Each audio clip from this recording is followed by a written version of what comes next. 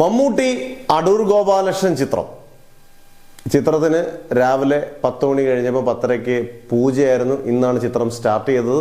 ചിത്രത്തിന്റെ പേര് പദയാത്ര എന്നാണ്. പദയാത്ര. എന്തായാലും മമ്മൂട്ടി അടൂർ ഗോപാലകൃഷ്ണൻ ചിത്രം ഒന്നിക്കുമ്പം ഒരു വലിയ ഗംഭീര കൊമേഴ്ഷ്യൽ എന്റർടൈനർ ഒന്നും അല്ല ആരും പ്രതീക്ഷിക്കുന്നത്. ഒരു മമ്മൂട്ടിക്ക് അഭിനയ സാധ്യതയുള്ള കഥാപാത്രവും ഒക്കെയാണ് പ്രതീക്ഷിക്കുന്നത്. കാരണം അനന്തരം എന്ന് പറഞ്ഞതിനകത്ത് ചെറിയൊരു റോൾ മമ്മൂട്ടി ചെയ്തിരുന്നു അടൂരിന്റെ ആദ്യത്തെ പടം. പിന്നെ വിധേയനും മതിലുകൾ രണ്ടും ഗംഭീര ക്യാരക്ടേഴ്സാണ്. ബഷീറായിട്ടും മറ്റേ വിധേയനിലെ ക്യാരക്ടർ ഭാസ്കര പട്ടേലായിട്ടും മമ്മൂട്ടി തകർത്ത് അഭിനയിച്ചു. രണ്ടിനും ദേശീയ അവാർഡും കിട്ടി. ഇത് മമ്മൂട്ടി കമ്പനി തന്നെയാണ് നിർമ്മിക്കുന്നത്.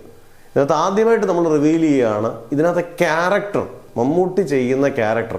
മമ്മൂട്ടിക്ക് എന്തെങ്കിലും അടൂർ ഗോപാലകൃഷ്ണൻ ഒരു പ്രത്യേക ക്യാരക്ടർ കൊടുക്കും, ഒരു പ്രത്യേക അഭിനയിച്ച് ഫലിപ്പിക്കാനുള്ള ആർക്കും പറ്റാത്ത അല്ലെങ്കിൽ മമ്മൂട്ടിക്ക് മാത്രം പറ്റുന്ന ഒരു ക്യാരക്ടർ. മമ്മൂട്ടി ഒരു ഡോക്ടറായിട്ടാണ് എത്തുന്നത്. ബാക്കി ഞാൻ സ്പോയിലറൊന്നും ഇപ്പം പറയുന്നില്ല. മമ്മൂട്ടി ഒരു ഡോക്ടറായിട്ട് എന്തായാലും എത്തുന്നത്. അടൂർ ഗോപാലകൃഷ്ണൻ ഒരു പ്രത്യേകതയുണ്ട്. സ്ക്രിപ്റ്റിൽ പറയുന്ന പോലെ പക്ക പെർഫെക്റ്റ് ആയിട്ട് അടൂർ പറയുന്ന പോലൊക്കെ വേണം എല്ലാം ചെയ്യാൻ. മമ്മൂട്ടി അവിടെ ഒരു സ്റ്റുഡൻറ്റിനെ പോലെ നിന്നെല്ലാം പക്ക ചെയ്യും. പക്ഷെ അത് അടൂരിന് കൃത്യം ഒരു മീറ്ററും ഒക്കെ ഉണ്ട്. പല ഡയറക്ടേഴ്സും പല രീതിയിലാണല്ലോ. അടൂർ വ്യത്യസ്തനാണ്. എന്തായാലും 85 വയസ്സ് തികയുന്ന അടൂർ ഗോപാലകൃഷ്ണൻ 74 വയസ്സുകാരനായ മമ്മൂട്ടിയോടൊപ്പം ചേർന്ന് മറ്റൊരു അത്ഭുതം തീർക്കുമെന്നുള്ളതാണ് കണ്ടിരിക്കുന്നത്. എന്തായാലും ഇതൊരു ഗംഭീര കൊമേഴ്ഷ്യൽ സിനിമ ഒന്നുമല്ല. ഒരു സാധാ അടൂർ സിനിമയാണ്. ഒരുപാട് വ്യത്യസ്ത കാര്യങ്ങൾ ചിലപ്പം ഈ സിനിമയിൽ കൊണ്ടുവന്നേക്കാം. പ്രതീക്ഷിക്കാം ഗംഭീര ചിത്രത്തിനായി.